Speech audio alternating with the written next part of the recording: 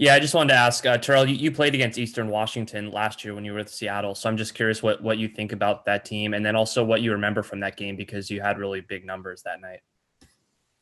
Um, what I remember from Eastern Washington is that they were a really good team. They run their sets really good. This year they're an older team. Jack Perry's on that team. He's a senior, I believe. Davidson's a senior, and they have another good power forward, Akin, if I'm not mistaken.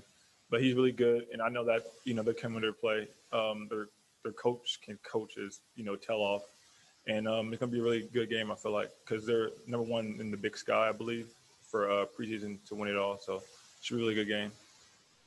And for you personally, what do you remember from the game that you had last time? And then also, how was your role different on this Arizona team than it was when you were on Seattle? When last time we played them guys, it was kind of like a chess match, I would say, because my coach previously, Coach Hafer, was at Eastern Washington and like kind of run the same exact thing. So it's kind of more of a chess match, based on making adjustments throughout the game and everything like that. And for myself, I think I performed really well. We didn't get the result that we wanted, but I think we played hard and fought through the whole game. And what was the second part of your question? Sorry. Just how was your? I know you've only played one game so far, but how was your role different at Arizona than it was at Eastern Washington? I know you had 7 assists in the first game, and I know at Eastern Washington you averaged like 20 points per game. I think my role, is whatever the team needs me to be. If that means making a lot of assists and getting everybody else involved, then I'll do that. If that means guarding the opponent's best player on the guard side, I'll do that. If that means scoring and being aggressive, then I'll do that. But whatever the coaches need me to do, I'm fine with that role. Jason Shear, you're up next. Hey, Terrell, I just wanted to know, is it difficult? I mean, Sean, Coach Miller said 35 practices, one game. Is it difficult to stay locked in for, kind of waiting whenever that game's going to happen? Well, I don't think it's tough to be locked in because we kind of try to bring that game atmosphere to practice by competing against each other. So I guess you can say it kind of gets like, not boring, but like doing the same thing over and over against each other. Like we're ready to, play somebody else, be on the same team all at once. But 35 practices every day. We're still intense. We're still getting after each other, and I don't think honestly we really haven't had like a real bad practice this whole season because we're all anxious to play, and everybody wants to play these games. Is it frustrating finding out like the day before that the game you're prepping for and practicing is canceled? What's the reaction when that happens? I think most of the players. I think all of us are upset. Because we're so locked in. We're taking care of what we need to do to get prepared for these games. And now the day before, like the game gets canceled and stuff like that. So I think we're kind of like upset by that part. But I think we know that coach tells us that we're still going to play the same amount of non-conference games as everybody else, and it's happening right now, but it can happen also later. So just being prepared for it. Justin Spears, you're up next. Terrell, when you were being recruited out of high school, was there any interest from Eastern Washington at all? No, there wasn't any interest from Eastern Washington at the time. Jim Hafer was the coach there, but then I think he became a coach at Seattle U when I went to junior college. If I'm not mistaken. So there was no interest there. Okay. And, you guys have a pretty tough stretch ahead with the 4 games over the next week or so. What do you think this stretch can do for you guys, considering you've only had 1 game? And how do you think this stretch can benefit you guys as you guys progress through the season? Well, prior to everything, we was preparing ourselves to play 4 games in about 7 or 8 days before the virus happened in the beginning of the season. And I don't think it kind of like made a setback at all. I think we're still prepared to play those games to our best of abilities and, grind it out. Whatever we need to do to win, we're going to try our best. Bruce Pascoe, you're up next.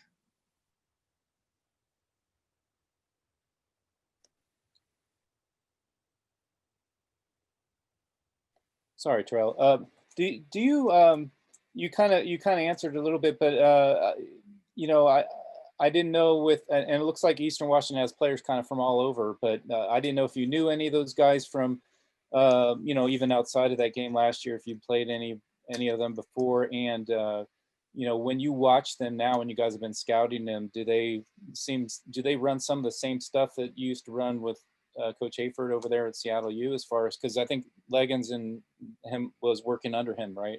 There before. Yeah, I believe so.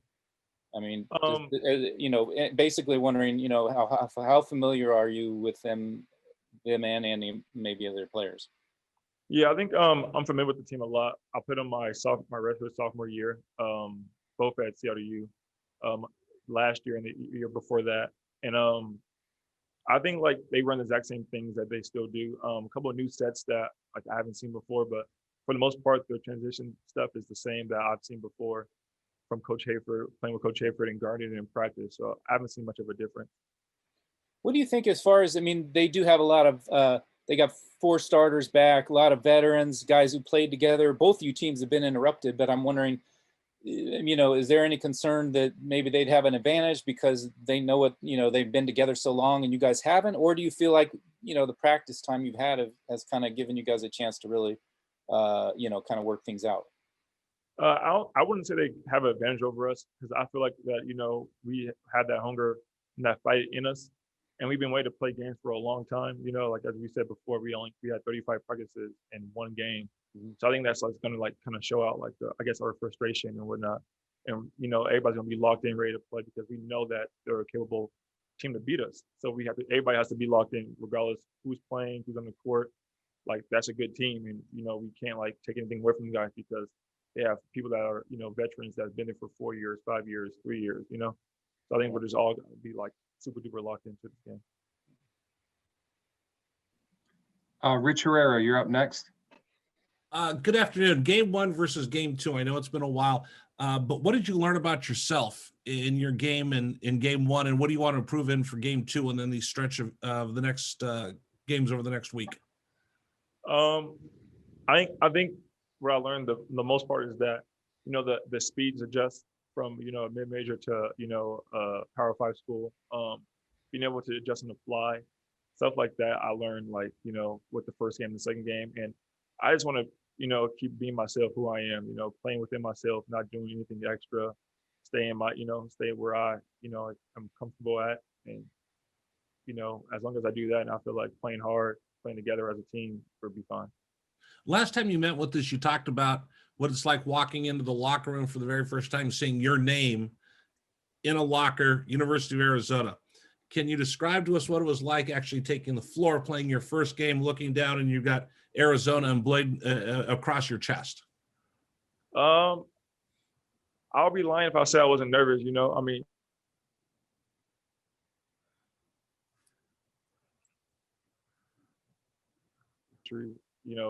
mean, every year I'm sorry. I'm sorry. It froze for just a second. Can you start again? Oh, sorry. Can you hear me now? Yeah. Okay. I said this. I would be lying if I said I wasn't nervous at the beginning of the game. Just because it's my first time somewhere new, and we haven't touched the floor in a long time. It's our first time together on the same side instead of going through it together against each other in practice. So I would say I would be nervous, but I think once the game started, you just realize that it's basketball at the end of the day. And like just the history behind us, the University of Arizona basketball program, and the women's team is upcoming too. Like they're, I think, ranked top 10 in the country, if I'm not mistaken. But like just the history of everything, playing here, having Arizona across my chest, huge. One last thing. I'm asking you this because you're older. You've been through this before. You have some life experience. What's the grind like for you and your teammates with school, with practice, and then now everything that COVID brings on, and the isolation and not being able to see friends and family? What's the grind like? What's your day like? So a normal day for me is getting up around. It depends. If we have weights early, we get up around like 6:30 or 6. For weights at 6:30 or 7:15. Before then, people will get up and shoot at 6:30 or 6 o'clock. And then after that, we go get breakfast together, and we have class after that. And then around 2 or 2:30, we have practice. And then after that, we have our shooting group that we do with Coach Murphy and Jason. And then Coach Peters also has the biggest group that works after practice. So, I think it's a long day, really. We live for Coach Rounds. We get our treatment in before practice and everything. So I mean, it's a long day, but it's all worth it because I feel like no other team's getting up as early as we have been since August, I believe. So it's just like, we preparing ourselves to, be one of the best teams in the country. Great. Thank you so much. Justin Spears, you're up next.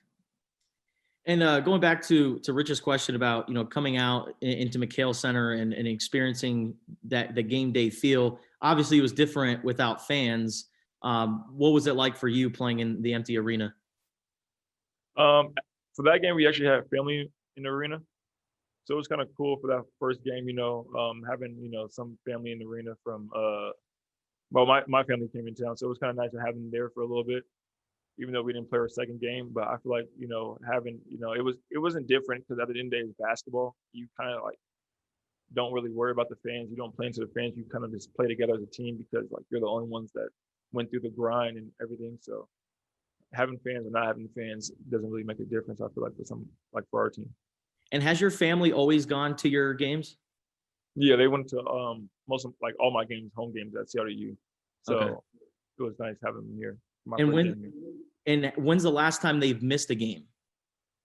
Tomorrow will be the last time they missed a game, unless it's a away game. So that'd be the only time they really missed a game. Okay. And you can talk about this now because he's signed his national letter of intent. But you being a Seattle guy, what's your connection to Seanne Noel, and what is Arizona getting out of a guy like him? Seanne Noel is a really good player. He's versatile. He can shoot it. He can drive it. He can play defense. He's athletic. And they're getting the whole package, I feel like. I think he's really a good player. I mean, he's 6'6". He's about 200 pounds. He's really good. I played with him this past summer in like an open run, and he wasn't far behind a lot of people. A lot of people there was college players, so he held his own. So he's really good. And was that the first time you ever met him, or do you have an established connection with him? Nah, I know his older brother Seanne Noel. We played together at Garfield High School and also AAU. So like I watched Shane growing up and stuff like that. Like we all grew up together. Okay, thank you. Troy Hutchison, and then we'll close it out with Bruce after that. So Troy, you're up next. So Terrell, you came from the Seattle area, played at Seattle U, went to high school there. I know you guys only had 35 practices and one game under your belt, but what is it like being coached by Jason Terry, who's a legend in the Pacific Northwest? Being coached by him is unique. Just the relation me and him have off the court, and also now like gaining it on the court is definitely like something I never had before. Being able to talk to him through things and him guiding me, my first couple of days or first couple of practices here, also all the coaches helping. It's just a unique feeling just because like he knows what he's been to the NBA, he won a college championship, high school championship, and an NBA championship. Like I don't think there's many people that ever did that in history of basketball, if not in sports. So it's really like cool to have him here and him coaching us and giving us like his like I guess you say his secrets to basketball and stuff like that. All right, Bruce, you're up. Terrell, not only the games coming up 4 and 8 days, maybe hopefully for you guys, but also Coach was talking about just the academic side for guys is kind of heating up now. But I'm wondering for grad transfers, a little more chill on that side of things for you. I think you're doing educational leadership. Is that right? Yeah, I'm doing educational leadership. And it's okay. I was just wondering, do you have papers or anything to finish up, or are you done at this point, or how is it going? I have one more class to finish up. That should be done over the weekend. So other than that, I should be, done with school by next week. So it's been really nice. Classmates been fine. Teachers been really cool, understanding and talking to them guys about different projects and stuff. So it's been really cool, good. Yeah, I was wondering in general how that program has gone for you so far, in general academically, and where what you plan to do with it maybe.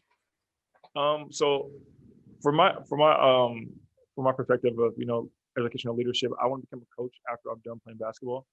So it kind of helps me out, like different ways to talk to people, learn from different situations that people study before, and that I think the program is great. I mean, I'm in there with teachers already, that like already have classrooms and like, listen to them, how they're dealing with students and stuff like that. So it's really cool. It's like a lot of different teachers in that different classes. So like you get a different perspective of them. Cool. Thanks.